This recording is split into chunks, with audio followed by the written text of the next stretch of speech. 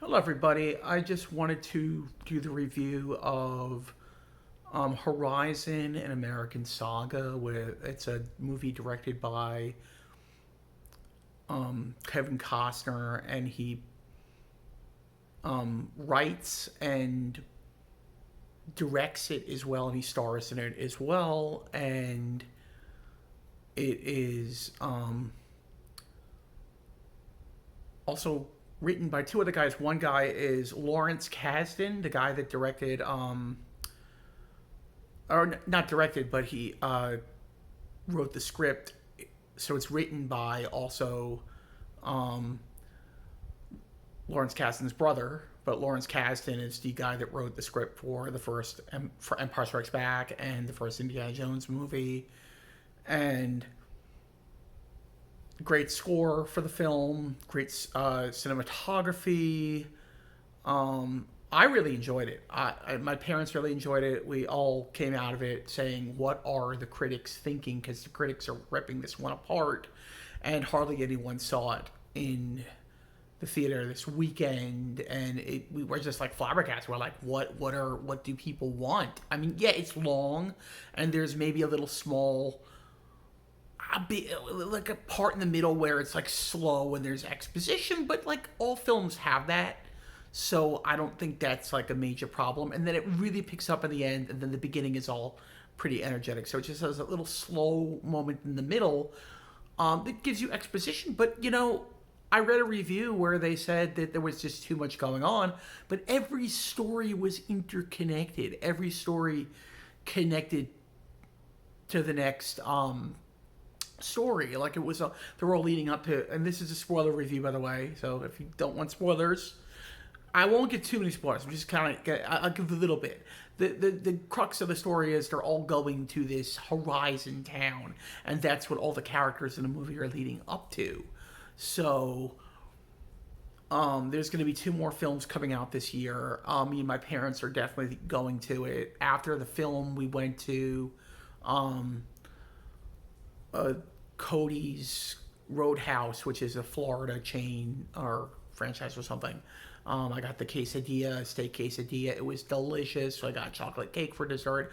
We are going to make it a point that every time we see like the sequels to this film, so that's two more films, when we see the next two, we're going to go to Cody's Roadhouse as well. Because we're going to the movies next week to see the, what is that one called? Um, the one where they got to be really quiet and the monsters come out. I can't come up with the name of it right now, but Quiet Place. We're going to see a Quiet Place next week, but we're not doing Cody's Roadhouse. We're going to save Cody's Roadhouse for the sequels to this to come out later this year. So they're doing three movies, which is very ambitious. For 1 year, they're gonna do three movies in the span of like a few months. Like I think the last one either comes out like October or November or December, somewhere on there, and then one of them comes out before that. So three altogether. We really, really enjoyed it. We really thought it was epic. The scenery, it's all filmed in Utah. Me and my dad stayed for the credits. Great music. I forget the guy's name, but he did a lot of different soundtracks that are really good, including The Jungle Book, um, The Jungle Book reimagining by Disney, uh, the live action, if you will. Although only the kid was live action, the rest of it kind of like the Lion King was done digitally. And there might have been a few other humans in it as well, in the camp and stuff, or in the town where he lived. But yeah, really, really enjoyed it. It was really epic. It was really grandiose. It was an old-fashioned western, and kind of made you think about some things. And a lot of people died, obviously. One thing I thought, the woman who lost her husband and son in the beginning, but her and her daughter survived. She got taken to a army camp, and she fell in love with the guy. This is after losing her husband, but I assume a lot of time went by. It's not like her husband just died, and she's all of a sudden jumping into a relationship like weeks or months after her husband died. I'm thinking this has to be at least a year after, which is understandable. You you people remarry when their spouse dies. They're uh, hook up with other people. It's just it happens. We are human creatures. We are social, and we don't like to be alone. And that's just part of that's just part of who we are as people. We're just social creatures. So I assume it was sorry, I'm gonna reload on the energy here. My phone's dying. Gotta plug it in. Do the okay. Okay. So yeah, that was the only part that I was thinking maybe too deeply on. That and you got to figure it might have been a year or so that had gone by, and she fell in love with one of the soldiers played by Sam Worthington from Avatar and Avatar 2. And they brought out that he was like married or something. That was kind of weird. So I don't know. It's kind of weird that she would get into a relationship with a married soldier. I mean, it happens, obviously. It's life, but it's an interesting story. We'll see what happens. My prediction is that she lost her first husband from a Native American raid. She's going to lose her second husband. He's a military guy to a battle or something, and she's going to have lost love twice. So she's going to fall head over heels in love with this guy, and they're going to fall in love, and he's going to go off to battle, and maybe in the third movie he's going to die, and she's going to be widowed a second time if they get married or something, or even if they don't get married, say he's already married and cheating on his wife, then you're going to have a situation where she's just going to lose the love of her life like a second time in a row, which I think would make a really compelling story for this. And maybe she says, screw it, I'm going to get on a train and head east and go to friggin' like New York or DC or something, or Philly or something. Who knows? But really enjoyed it. I don't see where the critics aren't liking this. It's like really good. It's really epic. Really good score. Really good story. I mean, I wasn't lost at all with the multiple stories going on at all. It didn't shock me or it didn't confuse me in any way. It was just a really, really well done movie. And out of a 10, okay, I would give it a 10 out of a 10, but I'm not gonna do that. I'm gonna give it a 9.5 out of a 10 for just being a really epic, grandiose, beautiful film that I can't wait to see the next two and see where the story goes. It should be interesting.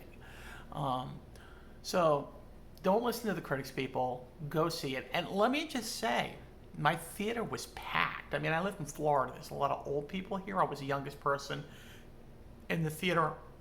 I'm 43, and there was a guy sitting next to us who looked like he could have been maybe late 40s, maybe 50s. And I'm just gonna say it. The dude farted really loud in the theater, and I thought it was my dad. And I'm looking at him did you just fart, man? Really loud. And apparently it was the guy in the other section of the other row of the aisle, who totally busted ass in the theater. I hope he didn't crap his pants or something. Okay, here's another funny little story. So I've been watching the trailers and stuff for this movie, and if you remember back, if you've all seen if you've all seen there's a thing in my throat, I don't know what that was. If you've all seen Dances with Wolves, I mean, there was the romp in the hay scene with Stance with the Fist, and you definitely got like a butt shot of Costner. And in the trailers, I thought that there was going to be a scene like that, but it was so brief and you didn't see Costner's butt. So, and I was joking with my parents saying they're going to do a butt, he's going to get a butt shot where that he takes a butt double. And I was coming up with, John Candy, Chris Farley, he's like messed up, like why would you want their butts as yours? And then I finally came to one that my mom was like, yes, I want that as the butt shot, the butt double, and I picked Matthew McConaughey to double for Costner. But when we did not get the butt shot or the butt double shot, my mom was like, where was the butt double shot? I'm pissed off we didn't get that. And I'm like, we're like, oh, maybe it's in the second film or the third film we'll get that. Maybe that'll be the butt shot. So, no, but honestly, like when they filmed Dances with Wolves, it was like the 90s, and like all movies had like I wouldn't say gratuitous, but like they had like sex scenes in them more often. Nowadays in the 2000s, and especially like current days, films are more about give a good story, good acting, good script, good action. You don't need all that extracurricular activity, so they tone it down. It could get a rated R rating. I don't think it got it for that. Maybe it did. I don't know. In America, they're pretty soft with they're strict with their ratings if you just show a little bit too much in that department. But we're not talking about like Game of Thrones here. We're not talking about Rome. We're not talking about The Affair on Showtime or anything. So it's nothing like that. It's not like that movie that was on Netflix that I really enjoy. It's one of my guilty pleasures, so I like to watch when I'm alone. It's called Lady Chatterley's Lover. It's nothing like any of those. So I think movies tone that stuff down for the most part, especially epic, great movies. You don't need it. You don't. Just put a good story in there, and you can just put a brief little scene, kind of like they did in the Eternals, the Marvel's Eternals. They had like not even a minute sex scene in the movie, and it's like if you blink you didn't see it, and there's like hardly any nudity or anything. So that's just the way Hollywood is today, and I kind of appreciate it, because when you're sitting in a theater with your mom and your dad, your sister, whatever, grandmother, whatever, grandfather, you don't want those scenes. It's uncomfortable. So it kind of I kind of like that they went the route that they went, and I'm sure the rest of the films will do similar scenes like that if need be. So again, really enjoyed it. 9.5 out of a 10. My theater was really crowded. I don't know if it's because it's like 4th of July weekend. It was mostly old people. I was the youngest guy in the theater. I highly recommend it. Go out and see it.